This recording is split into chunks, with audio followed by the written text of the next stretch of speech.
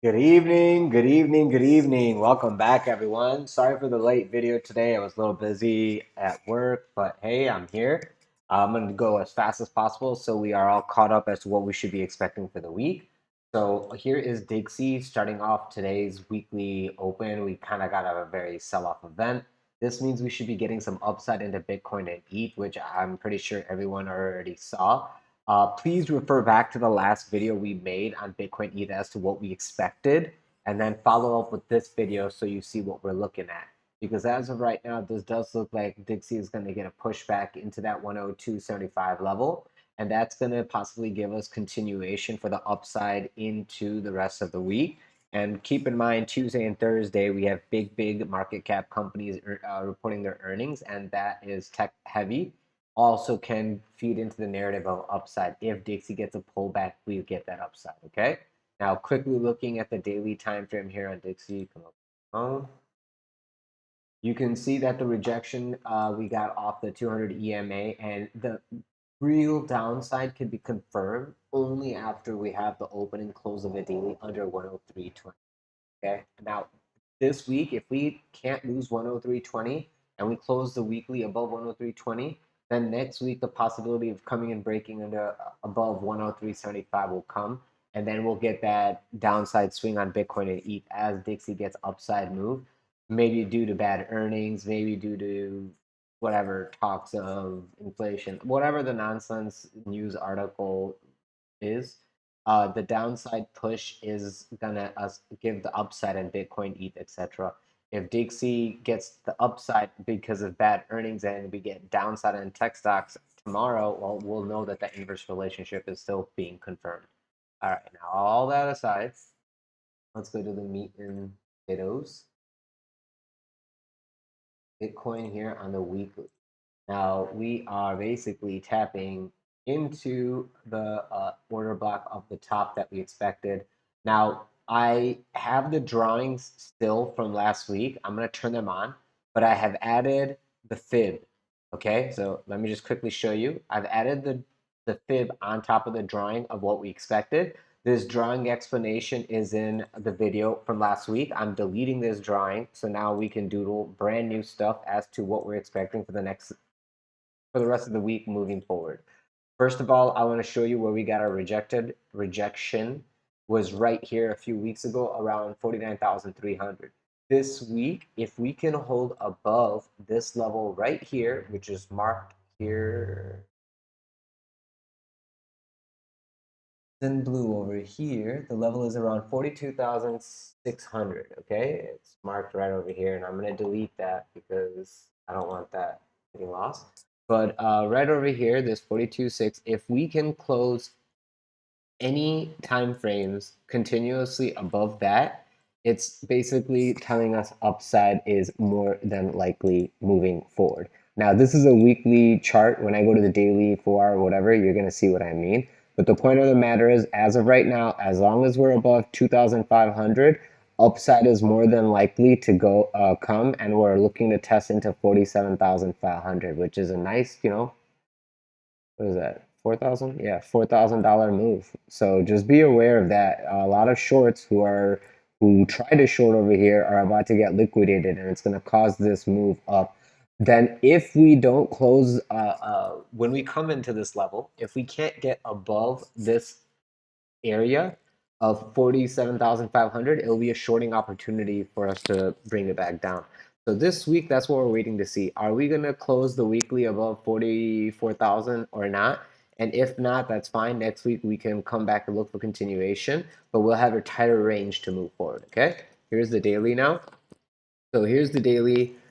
You can see that, yes, we had a good start of the week this week. We already actually got above the last week's weekly or daily high. And all the shorts from last week's high now are basically punished and getting pushed out of the market as we are going to be closing above this 42,500, which is a big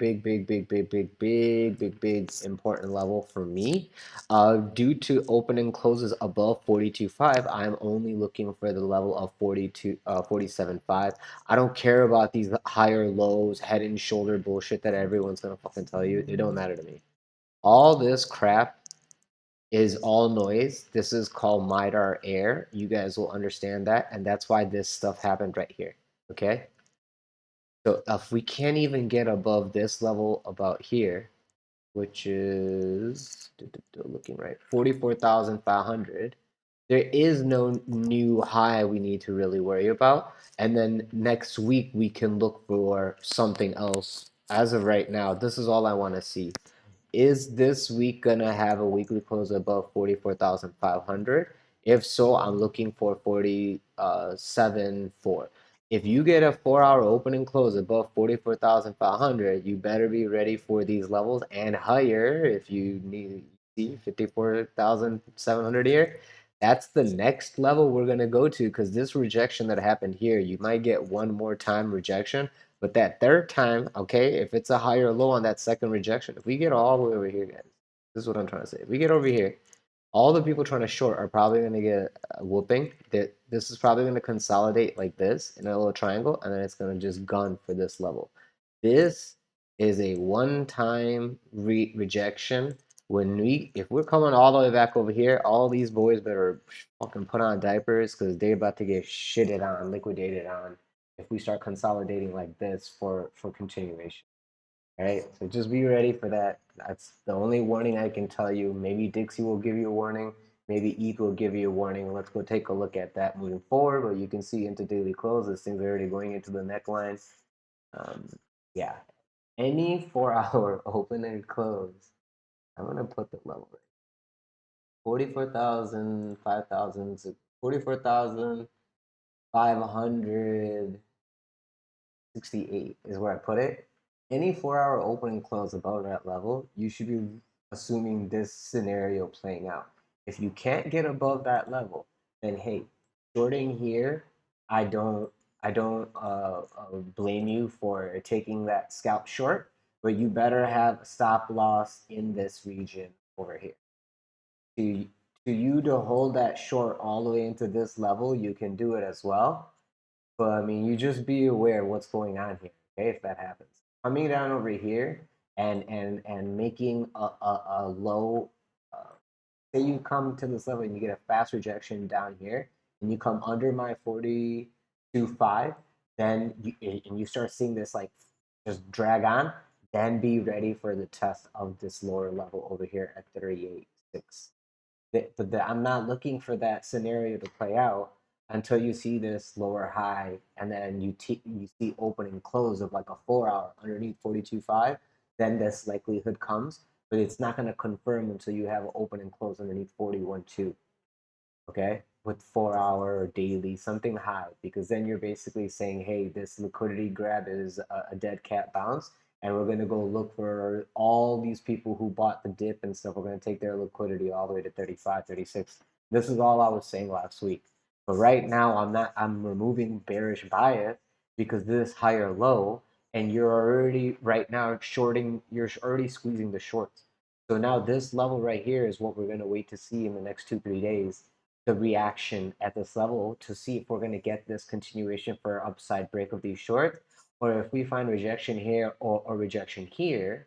Okay, if we find rejection here, same thing, but a rejection here to here will basically give us likelihood of downside to come. And it has to be a hard rejection. You have to look for some kind of bearish divergence, blah, blah, blah. Coming too close to this level is just going to be a liquidity grab. Maybe you got a swing failure pattern at this level, you know? You take all the liquidity here, and then if you lose the level again, then just get ready for a fast capitulation to the downside to trap all the people who are trying to be breakout traders, warriors over here. All right? So that's all I got to say for this for now. I'm going to get off Google time. I'm going to turn off the indicators and everything again. And let's start clean with ETH on a weekly time frame and go from there. So here's ETH on a weekly time frame. Freudian slip. Here is the resistance. We're there right now, here at 2,300. If we can't get that opening close above 2,300, we're not really looking for a test of resistance over here to 2,400. This is exactly what I was saying in the last video, guys. Be ready for that repetition shit that I be doing. I'm going to try to make an altcoin video instead of just talking about the same levels over and over and over. Until the levels break, there's no point in me making another video. So just understand that the pressure to all the upside will come with continual opening closes above 2300. If you can't get above 2300, that dead cat bounce scenario comes into play, and you can reject here, open the new daily candle, and then just start flushing straight back down into 2100 on ETH. If you get that open and close above 2300, then you have to assume we going testing into 2400, 2500 for the level of resistance. Now I'm going to turn on my indicators as well as the drawings that I had from last week, so now we can make a real plan. What we were looking for was, hey, ETH was weaker than Bitcoin last week, and we were assuming that this was going to get dragged down. Bitcoin got upside, we got some upside, okay? So now I'm going to be deleting all of these drawings, and we're going to reanalyze this for this week, and then we're going to see it play out throughout the week probably. I'm going to just leave all that because it'll probably be relevant. But basically, I told you, unless you get that opening close above this, I'm not looking for the I'm not gonna even wait until we see the resistance over here at 2400. After that, we can look for the resistance over here at 2500, which I stated.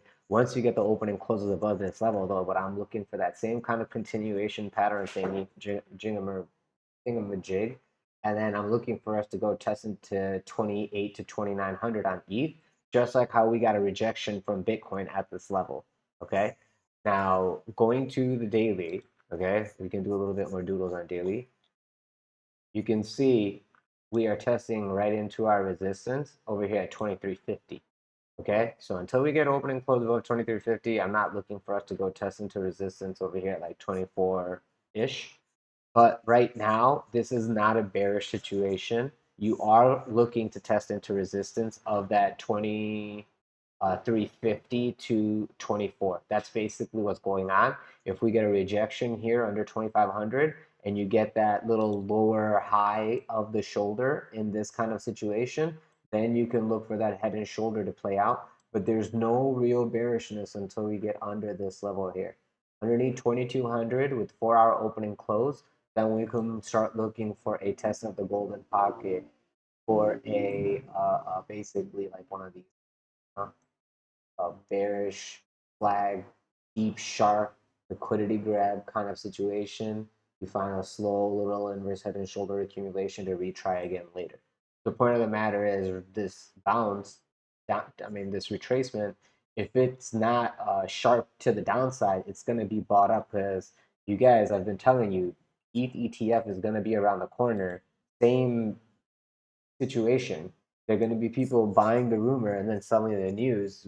Why do you think it's ever going to be different? So just be aware that if ETH starts leading Bitcoin to the upside, it's probably because people are taking their profit or their risk off of Bitcoin. They're rotating their money into ETH, knowing that the same possible gain is possible with ETH with the ETF coming. So just be aware of that moving forward. That's basically all I have for you guys. If you guys have any questions or concerns, leave it in the comment section below. I will try to leave these drawings until the next video, so that way we can kind of have something to go off of as like why we didn't make a video in the first place, because it's still in the same sideways range. Nothing has happened other than all the people who bought on top got wrecked. We're basically at right where we started. We have to see if we're going to break out of this order block looking left to even test into this bearish order block that rejected us. And if we can't even break above 2400 on ETH, then we got to go test support. Support is over here at 2200. You've tickled this too many times. So, this wick all the way down here, doesn't it look like a tastier area for you to enter around 2000? So why would I try to enter here when I can just be patient for 3, 4 more days and maybe enter here on shitty earnings on tech that are because of high inflation? And that's why there's so many freaking tech companies laying off employees to basically get ready for the recession that's right around the corner. And that's the main thing. Like when you have jobless reports increase, that's basically the last little warning sign that, hey, recession's around the corner. These people that are getting laid off don't have money to put on the markets. First thing that's easily liquidatable is your crypto, then comes stocks, and that's what people are going to do to keep food on the table and their bills paid. So just be aware of all this moving forward. Other than that, guys, have a great day. I don't want to leave on a sour note. If you guys like the video, Please leave a like, subscribe, press the bell button for notifications. If you're interested in trading with me, feel free to join the Discord group. The link to the Discord group is in the description of the video below, alongside all the other affiliate services that I use and recommend that helps this channel grow, such as my MEXC link. That's the best exchange that I use that has the lowest fee. So thank you guys so much for your support. I appreciate it. Have a great day. See you in the next one.